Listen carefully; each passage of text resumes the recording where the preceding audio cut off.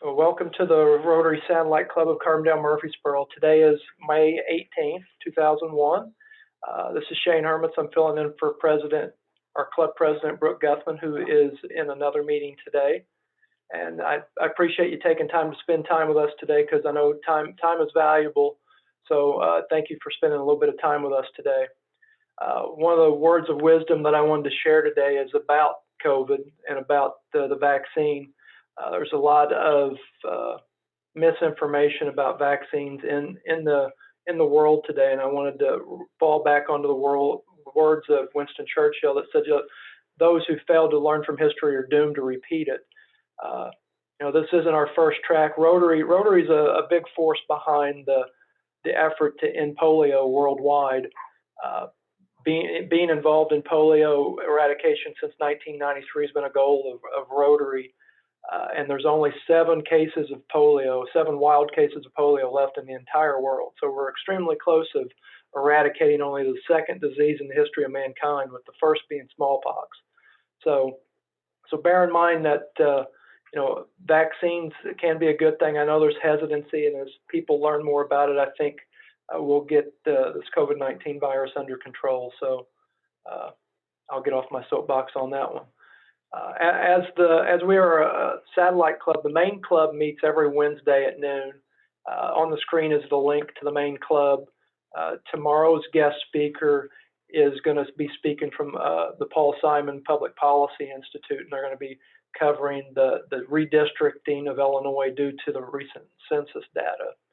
So those meetings are extremely interesting. If you don't have time to make it, all of the Carbondale meetings are also recorded. They're uploaded to a YouTube channel. All you have to do is go to YouTube, look for Carbondale, Illinois Rotary Club, and you can see all of the meetings, probably since the beginning of COVID, have been recorded. So I encourage you, if you want to see any of the past meetings, there's plenty of guest speakers that you can go through and watch the meetings. So the club is now at 12. We're still actively recruiting, trying to get to the 20 number so we can spin out and be our own standalone club. So if you've got any friends, bring them to the club, and so they can learn a little bit more about Rotary, and we can explain to them what good things we have planned for the city of Murphysboro. And this is a little bit of a list of what we're working on. Being that we are a satellite club, we are eligible to get district grants from the local Rotary district for Southern Illinois, and the club has selected a backpack project. So we are going to buy as many backpacks as we can and donate them to Carruthers School for 3rd, 4th, 5th graders, and fill them with as many school supplies as we can. The tentative budget for the project is $1,500. The club will need to raise $500 of that, and the other $1,000 will come through a grant from the district here in Southern Illinois. So that project will probably take place late in the summer to coincide with the start of school. My plan is at the next meeting in June, as we try to get the membership committee together and kickstart how we want to keep growing Rotary. The meeting we have a spring cleanup day for June 5th. That'll begin at 9 a.m. And next meeting, we'll talk a little bit about where we're going to do that from and where we'll start, what area we're cleaning up. On July 20th, the Rotary District Governor is located, he lives in Carbondale. His name's Terry Mathias. He's going to stop by our club meeting. He'll either meet with us here in Zoom land, or if we can tentatively set that date, we may do it as a service project where we're collectively together on that date working on stuff in those backpacks. It'd be much easier for him to come in and spend a little bit of time, and we could put him to work helping us get that backpack project done. So another project that we're working on for this fall is we are going to teach basic electricity, energy efficiency, basic finance to the school district in Murphysboro. We're going to teach a class at the 3rd, 4th, 5th grade level, one at the middle school level, and one at the high school level, and we'll gauge the training based on the age of the children. So we may teach basic money, how to open a checking account, how to do taxes, how to apply for a mortgage, stuff that we all wished we knew when we got out of school, but we had to find out the hard way. So we've got a lot of Rotarians that are going to help develop that program, and we're going to teach that in the fall. So we have 4 committees. We've talked about this for the last couple of meetings. On the screen are the 4 committees from membership and public image, foundation committee, Youth and Community Services, and International Services. On the screen list who's chairing those committees. If you want to co-chair or be a part of any of those groups, just got to let me know and I'll get your name added to the list. So those are the names of who we've got down. Sorry, I had it on the other screen. So anybody got any good news that they want to share? If now, speak up. Bart, you got to have something good to say. You always do.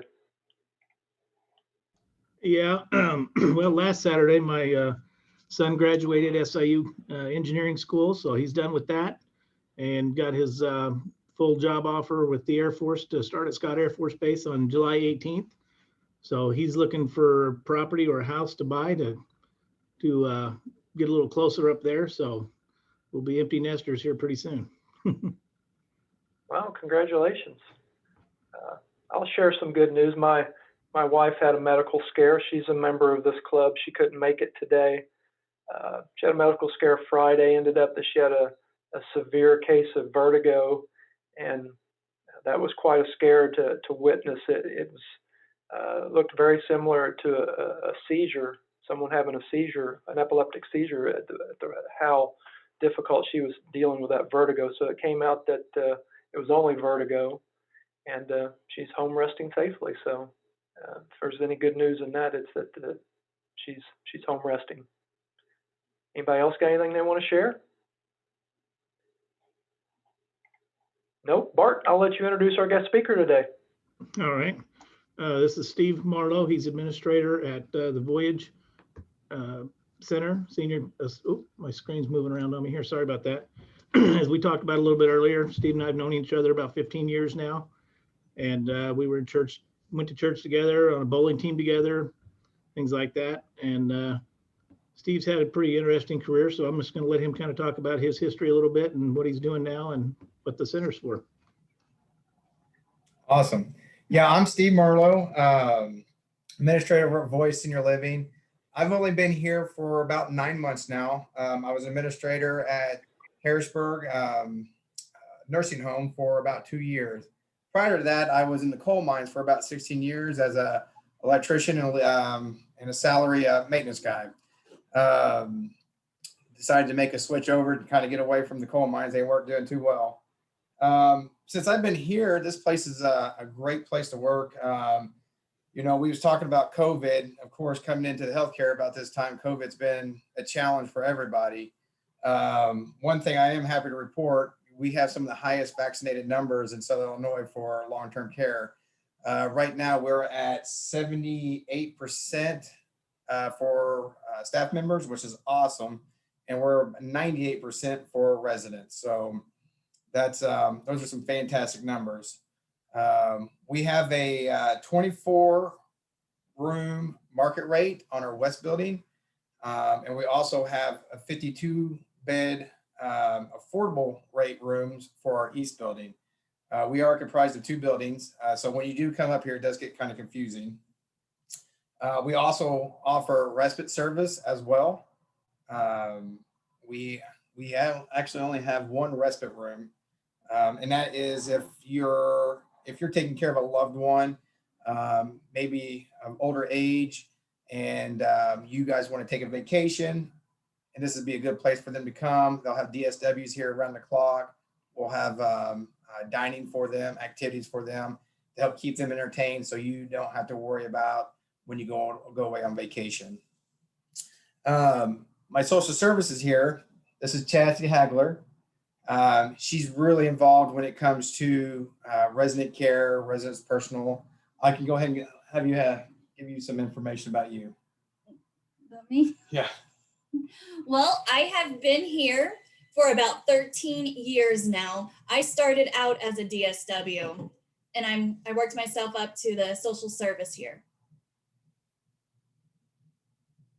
And that's me. Was there anything else you guys want to know about the facility or what we're doing for COVID precautions? Or Where's the facility located at? Is it we two, are over or here is in the east and the west is the same facility, or is it spread across town? No, it's actually at the same facility. We're off Shawnee Drive over here by the grade school. By General John A. and Dr. Blaze's Okay. office. Right. Yep. And right now we got we got big construction projects going on. We're putting a new roof on both buildings, which is a huge project. And also we're hopefully to start our next capital project by this summer. We're going to asphalt our drive coming in our building. So those are some of our exciting capital improvements we're doing. When do you think those projects will be done? Is that the next year or so? Actually, the roofing project has started. They're about a quarter of the ways done. Hopefully to be done by midsummer. And we're hoping to see our new drive start by July, no later than August. And boy, we sure need it. Yeah. Are you at capacity? What's the capacity rates there? So our capacity right now for our east building, which is our affordable rooms, we're about 98% full. We have maybe 2 rooms open, I think now. We have 19 rooms filled right now in our west building. COVID has definitely affected our census. With COVID, no one wants to get out. No one wants to take their loved ones to a nursing home because, of course, you guys all have heard the news, the media. Nursing homes has really been under the gun for COVID, the outbreaks in COVID. So it's really been a struggle for long-term care and assisted living facilities. Was there any large outbreaks of COVID at this facility? Is there anything you can share about that, or have you been spared that? Well, I don't want necessarily we've been spared. We had a small outbreak, and when I say small outbreak, it was 4. The last facility I was at, our small outbreak was 30. So it's Wow. Compared to that, it wasn't bad. The staff here, the ongoing training that we do, the staff are a vital part of keeping COVID out, washing hands, wearing masks, always sanitizing high traffic areas. These are the little things that the staff are ongoing doing to help prevent the spread of COVID. We've also purchased a machine where our maintenance goes around our building and he sprays the whole building down in entirety. And it is designed to kill any COVID or any flu virus within 30 seconds of it being sprayed. So we've done a lot. The company spent a lot of money trying to make sure we prevent and keep out. Is there anything our Rotary Club can do to help your business? Is there anything that you need assistance with? No, I don't feel like we need any kind of assistance right now. We're always after new residents, of course. We're a non-for-profit organization. So we do have to definitely try to keep our doors or our apartments filled as best as possible. If you guys ever know anybody that needs a assisted living, bring them our way. That's one thing we do is we're not a nursing home. And a lot of people get confused what an assisted living and a nursing home is. And an assisted living it's independence. We want to make sure that our residents have independence. They have their own apartment. They come and go as they please. They can drive their own cars.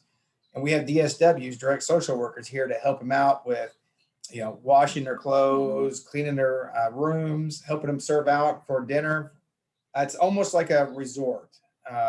Matter of fact, one of the things that we did last Friday, Chastity here hosted a wine tasting for the residents, which went over huge. And they loved that, especially us being in an area for a wine trail. So, we're constantly coming up with new ideas outside the box, trying to make sure we're giving our elderly population, some of the best days that towards the end of life, rather than trying to go to a nursing home. And that's our objective, is keep everybody from a nursing home. Do you have the ability to care for someone that needs 24/7 care like a nursing home could provide, or is that not the type of facility that you have? So we're a non-nursing facility. We have direct DSWs. They're all CPR certified. They have very limited medical training. So we're a no-lift facility. So if somebody falls, we can't pick them up because we're not a nursing facility. The only thing that we do here when it comes to anything medically, we do med reminders and med observation.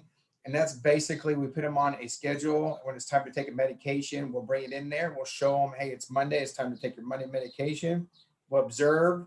and then we'll make sure that they take it. And then that's pretty much the gist of our healthcare background for here. If anybody falls and we can't pick them up, we usually call the EMTs. The EMTs come out, they assist them. They feel like they need to go to that ER, they'll take them to the ER as well. So we got a pretty good partnership with EMS as well.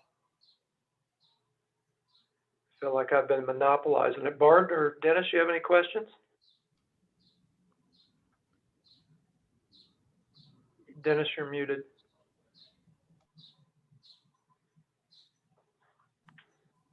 I've actually been over and talked to Chastity about my mom. It came about that we had intended to put her in there because I thought the facility was very nice. And it wound up that she needed to be in a memory care facility, and you know, a lot more advanced care than what they had there. But I thought it was very nice. I have some friends that live there, and they are very pleased with it. Well, thank you. What does a typical night cost? You talked about affordability. Is there any numbers that you can share? Well, in order for someone to live here, they have to make less than $28,000 a year, and that's gross, and that's to live in my more affordable apartments.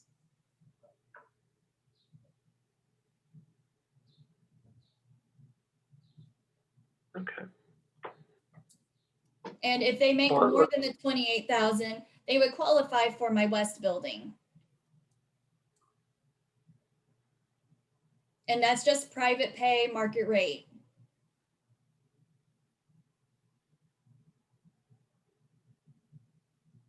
Okay.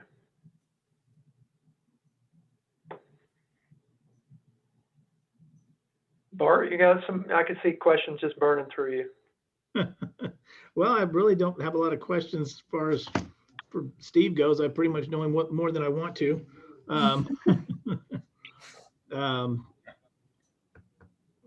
I really can't think of any questions off the top of my head that you haven't already asked. So, Well, what kind of car are you restoring, Steve? Are you working on restoring any cars? Yeah, I got a 1949 Chevy fifth window that I'm working on right now. So I'm hoping to have her going here within the next month and a half or so. That's one of the things that we're going to try to do is we're going to try to do a mobile car show for the Voyage Senior Living Homes. So that's something we're going to try to put together. We're always trying to do some form of activities for our residents. yeah, Steve, those clips you've got, Shane's son's actually the one that printed those for you. Oh, really? Yeah. Oh, awesome. You didn't tell me they were for Steve. I melted a couple of them already. Got them too close to the exhaust, trying to mount them. Yeah, if you need some that are heat resistant, that's a completely different plastic that he's got to print. Okay. Now I didn't know. Well, this is it's an experiment from a guy I met at a swap, and he was kind of showing me this thing and gave me one of them. So it's kind of worked out pretty good so far. Just good. My exhaust. I got a little bit too close. Yeah, because I've learned quite a bit here through COVID on 3D printing, because we printed a lot of the first couple of months we were printing face shields for SIH, and we sent about 50 of them over to the VA hospital in Marion. Wow. So I find the spec online and buy clear plastic and punch it down, and it was a unique experience, and that's how we got started in starting to 3D print for other people other than making things for himself. So, well, that's fantastic, because I can tell you right now, when this first hit, we were all struggling in the healthcare community for PPE, face shields, all that, and that's awesome to hear that you guys made some for SIH. Well, if it comes down to you need some, we still actually print them now. We've been printing them for a couple dental facilities in our local area because I don't know if they like ours better or because we donate them or right. But as a Rotary Club, we've been donating them through the Rotary Club of Carbondale to any facility that needs them. So if you end up needing any, just let Bart know and we'll get some printed up for you. Absolutely. And of course, you guys know healthcare, it's ever changing, and we sit on meetings every Friday, and Finally our doors are starting to open. Our infection rates are down in our community.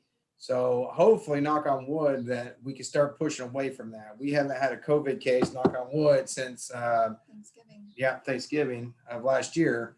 So hopefully we don't need the invasive PPE. That's our goal. With your vaccination rates being where they're at, do you see some relaxation in the basic COVID rules for the people that are staying there? Absolutely. IDPH came out with some new guidance with CMS. They have laxed our visitations up a lot. So we're actually allowed to have people come in without 24-hour screening. They have to wear a mask. I'm a little bit more stricter in my building because I make everybody go into the nearest door to the resident's room, so it limits their access to our common areas. They have restricted mask usage for all vaccinated residents. So at this point, if they decide to do communal dining, they can all sit in the dining room, 3 or 4 at a table, 5 at a table, and not wear their masks as long as they're all vaccinated. They passed some guidance out where vaccinated employees do not have to wear a mask with vaccinated residents, but I am not going to cross that threshold quite yet until we get a little bit later on. We get some more people vaccinated and whatnot. So it's definitely loosened up a lot, but as an administrator, I just want to make sure that we don't loosen up too much. Right. Well, it sounds like you've done a phenomenal job. So does anybody else have any additional questions? Well, thanks for spending some time with us today. I'm going to share my screen and we're going to see if we can finish this up. So thank you for spending some time with us today. Thank you. Thanks for having us. So can you see the screen again? Make sure I'm on the right screen. So next meeting is June 1st, will be the first Tuesday of June, and our very own Dennis Lear is going to teach us some stuff about the IRS and some withholding. So Dennis, are you going to give us a sneak preview of what you're going to talk about? Well, I've been involved in payroll and human resources here at Egyptian Electric since 2009 in multiple ways. And one of the things that I've noticed that when it comes to the W-4 and your paycheck withholding, that folks tend to kind of fly by the seat of their pants, at kind of trial and error when it comes to this W-4. Well, in 2000, what year was it, 18 or 19, the tax laws changed. And the computations for payroll completely changed, because before it was, how many exemptions do you want to claim? Well, we don't have exemptions anymore. We have standard deductions, and they're advanced, larger standard deductions than what we normally had. So during the interim period, the new W-4 and the old W-4, the IRS has kind of had a transition piece in there to let employers calculate payroll. So some of the folks here at Egyptian Electric have wound up with a big surprise in their paychecks. I thought I would have more coming back, or I didn't think I would owe that much money. So you look at these W-4s, kind of intimidating, think, oh my goodness, I don't really have time for this now. I thought, I've got to get a hold of this new W-4, learn and be able to explain it to people so that the employees can go ahead and fill out the new one, because the transition period is going to end before too long. The IRS is going to force people to do it. If you fill it out wrong, you could really come up with some big surprises at the end of the year. So I just wanted to help folks here at Egyptian Electric, and I thought I might pass it on here. Sounds great. Thanks for the sneak preview, Dennis. Mm-hmm. Right now we're doing programming by committee, and Jeff Craig is up to do the presentation on June 15th. So I don't have a idea what he's going to talk about yet. So we'll be surprised, and we'll see what's coming in our coming weeks. Here's how to stay up to date. These are some links that we use here in Rotary. The club database software, DACDB, has a listing of everybody that's in this club, and every Rotary club in Southern Illinois. You can find that information. The Rotary district that oversees our area is District 6510. Their website is a wealth of information. But where most of the information about Rotary and the good that Rotary does in local communities and around the world is found at Rotary International. You can search at Google for Rotary International, go to myrotary.org and get a wealth of information. Our personal information, we have a website, Facebook, and a YouTube account. So those links are on the screen. If you want those, just email me and I'll send them to you personally. And in closing, normally one of the Rotary traditions is we do the four-way test together. The four-way test was created in 1932 as a measurement and a source of inspiration for Rotarians around the world. So I'll lead us in this today as we close our meeting. It's the four-way test of what we think, say, or do. First, is it the truth? Is it true? Second, is it fair to all concerned? Third, will it build goodwill and better friendships? And fourth, will it be beneficial to all concerned? So that is all I have for everybody today. Thanks for joining us today. Thanks for coming with us today. If you want to learn more about Rotary, just get through Bart and we can get you a link to our next meeting. You can come and watch us grow Rotary in Murphysboro, or you could be a part of it. It's up to you. Absolutely. I appreciate it. All right. Thanks. Have a great afternoon. You too. Bye-bye.